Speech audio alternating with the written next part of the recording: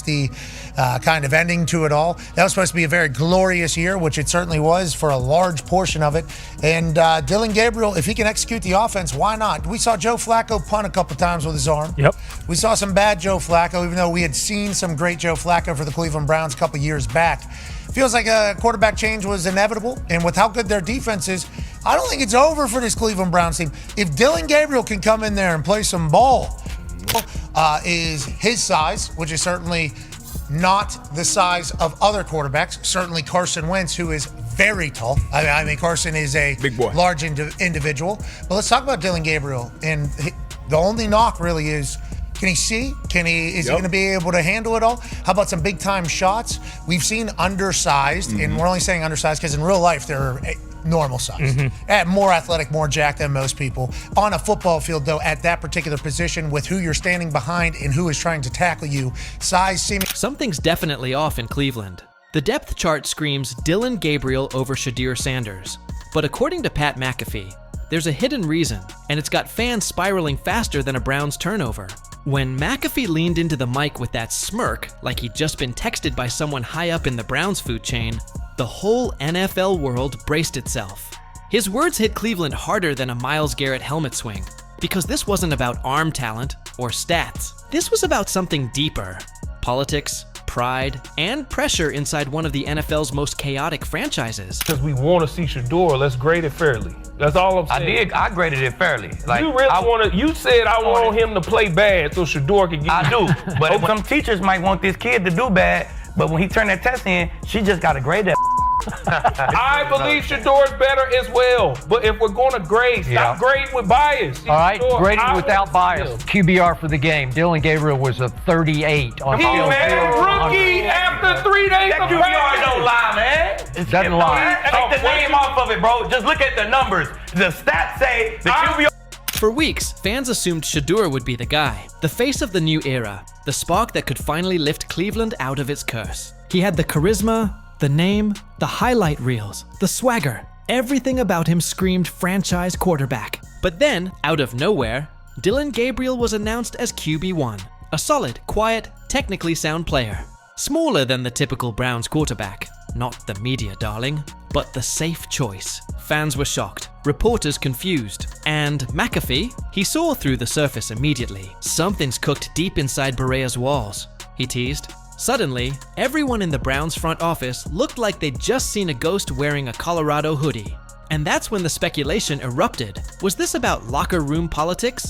What do you think about whenever it comes to handling this entire situation? This is a tough situation for a third-round draft pick who's trying to make his career, and then a guy that's drafted 2 rounds after him is obviously the topic of conversation all offseason, all training camp, even when he gets his start, topic of conversation.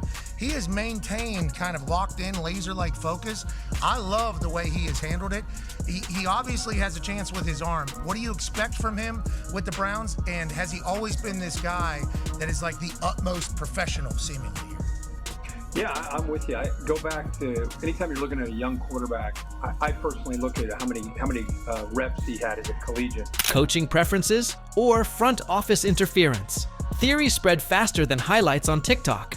Some said head coach Kevin Stefanski wanted someone predictable, someone who'd stick to the playbook. Others said ownership was pressuring him to give Shedeur the spotlight, but Stefanski refused. Whatever it was, the Browns had just walked straight into their favorite state. Organized confusion. Inside the locker room, whispers started flying. Veterans were split. Some admired Gabriel's calm professionalism, while others couldn't stop talking about Shedeur's energy. One player reportedly said the room felt like a high school cafeteria after a bad breakup. You had your Gabriel guys on one side, your Shedeur loyalists on the other, and Stefanski in the middle trying to hold it together. McAfee doubled down the next day, calling it one of the strangest quarterback situations he'd ever seen. It's not about ability, he said. It's about comfort. Coaches choosing control over chaos. And that single line lit a fire under Cleveland like never before. Sports radio shows called it preseason sabotage. Reddit threads mutated by the hour. ESPN threw graphics on the screen like it was breaking news. Shedeur is way better than Dillon Gabriel. He just is. If Shedeur had started from the start, game 1 against Cincinnati at home, they would be the talk of the NFL right now, because I look at the fourth quarter yesterday, they go 0 for 4 on third down because Dillon was playing not to lose. Don't throw it to them, don't put it on the ground. And he did a great job of that. But on one of those third downs, you have to try to make a play to win the football game. And trust me, no matter what Stefanski called, Shedeur would try to win the football game because it's how he was raised. You're going to make a play because you were born to make a play. One fan even parked outside the Browns facility with a sign that said, "Start the star, not the substitute." But inside those walls, things weren't calm. Stefanski, the ever-cautious tactician, had made his choice, and he was standing by it. He'd built his reputation on consistency, not flash. He believed that winning came from execution, not entertainment. But the problem? Cleveland doesn't do safe. They've lived through safe. Safe got them heartbreak seasons and 6-11 records. So when game day arrived and Dillon Gabriel trotted onto the field, the energy was electric, but not all of it was supportive. Half the crowd cheered. Half waited for him to fail. Every short throw was met with groans. Every safe read felt like proof that McAfee was right. Gabriel was composed, smart, controlled. What do you want me to really say about Dillon Gabriel over the next 3.5 hours? Well, he was composed. Great. You know how he conducted himself? He conducted himself how a career backup should conduct himself, where you just hope that you're able to hold down the fort until the regular starter comes back. The problem is, we don't have a regular starter that comes back. Well, we do, but nobody wants to see him. So nobody wants that to happen. So here we have to hope that Dillon Gabriel, a guy who is certainly limited, a guy who's smart enough to probably be a coach in the NFL someday, has to go out there and conduct an offense. And we just little bit. And we have to hope that Quinshon Judkins is able to carry us into the end zone, and we don't have a holding call on it. Because we got two guys there who are again replacing another guy who had replaced another guy. But fans wanted fire. Across the sideline, Shedeur stood still, helmet on, eyes locked on the field. Cameras caught every move. His body language was calm, but boiling underneath. He knew the story had shifted. This wasn't a competition anymore. It was a philosophy war. The Browns had to choose between control and chaos. And chaos was starting to look like the better option. McAfee called the game classic Browns football.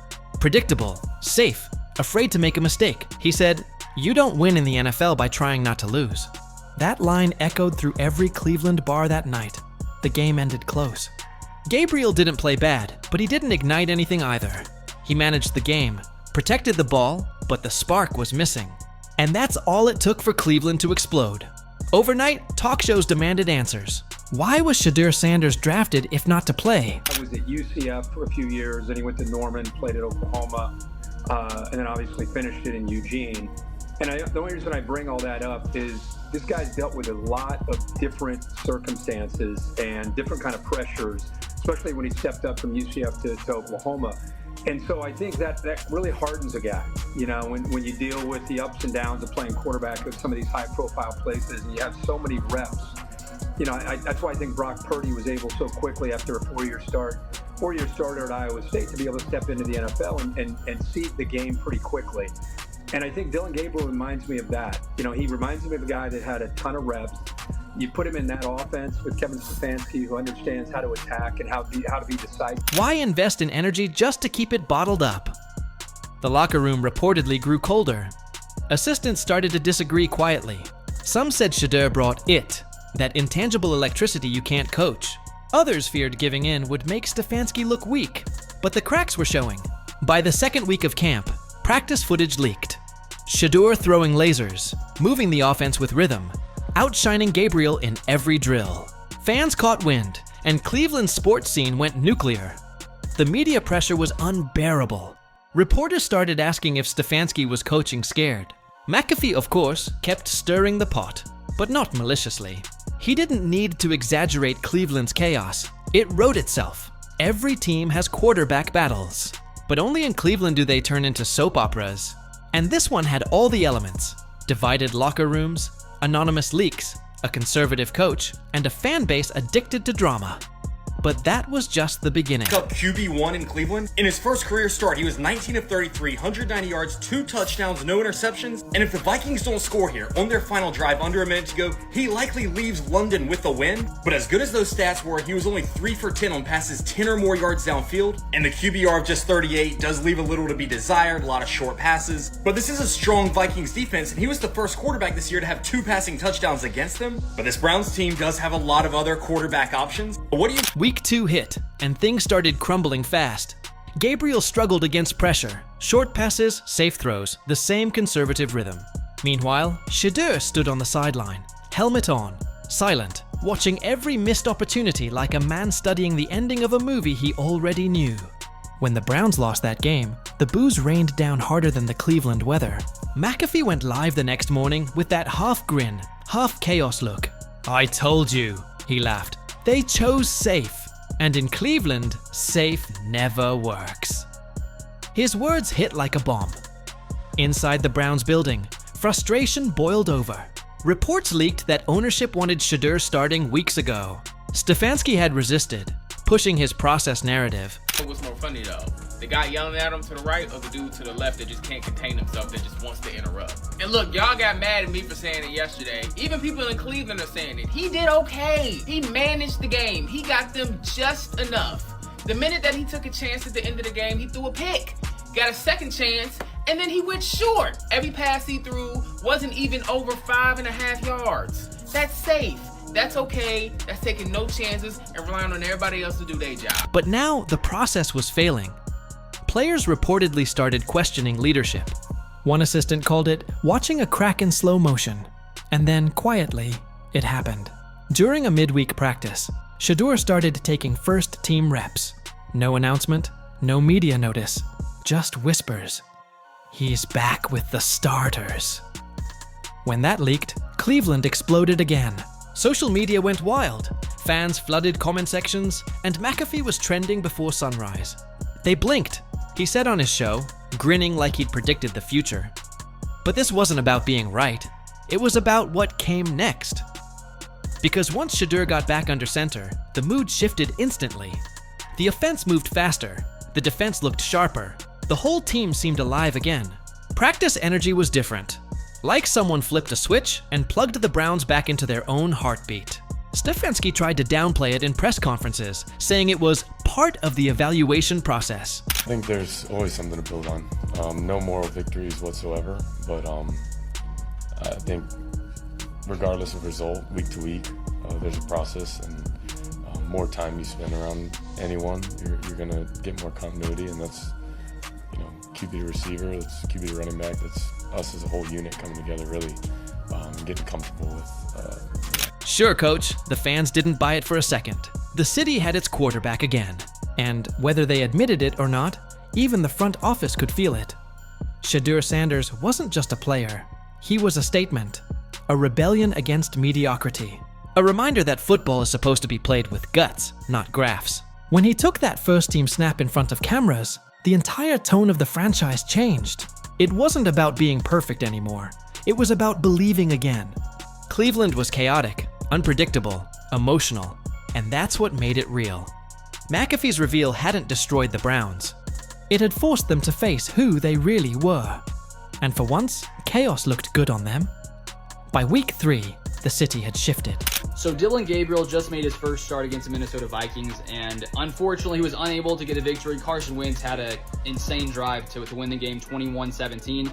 But my thoughts on Gabriel in this game, I thought it's a very promising start. I'd probably give it like a B+, just because he didn't really put the ball in harm's way. Maybe one time there could have potentially been a pick, but it was a lot of quick, short passes, and I thought that for what the Browns had really asked him to do in this game, he looked really, really good against a really good Vikings defense that came in top 10, 9th best scoring defense, and Gabriel matched Joe Flacco's touchdowns, passing touchdowns. Practices were louder, fans were hopeful, and suddenly Cleveland didn't feel like a team trying to survive. It felt like a team daring to win. Sports shows debated whether McAfee had meddled or motivated. Half the city loved him, half wanted him banned from Ohio. But deep down, they all knew one thing. He'd said what everyone was too scared to admit. The Browns didn't have a quarterback problem. They had an identity crisis. Dillon Gabriel was safe. Shedeur Sanders was risk. And in the NFL, playing safe is the fastest way to lose big. As the season rolled on, McAfee became part of Browns folklore. The man who ripped off the Band-Aid and made the city look at itself. I thought he played like you said. I thought he played a good game. First thing I said, damn, he's tiny. I'm like, oh my goodness. Like, what, maybe Baker height? No, hell no. He wish you bad. They listed him at 5'11". Cleveland wasn't built for calm football. It was built for chaos, heartbreak, and raw emotion. It's what makes the fans who they are. And as Shedeur finally took the reins, you could feel something different in the air. Danger, excitement, belief. For once, the Browns weren't just existing. They were alive. McAfee didn't just expose a decision. He exposed the soul of Cleveland. A team forever torn between playing it safe and chasing something bigger. Between control and chaos. Between logic and love. And maybe, just maybe, this time chaos wins. Because in Cleveland, it's never just football. It's theater, it's faith, it's frustration, and it's family. And thanks to McAfee's little truth bomb, the curtain finally got pulled back just enough for the world to see how deep the madness runs.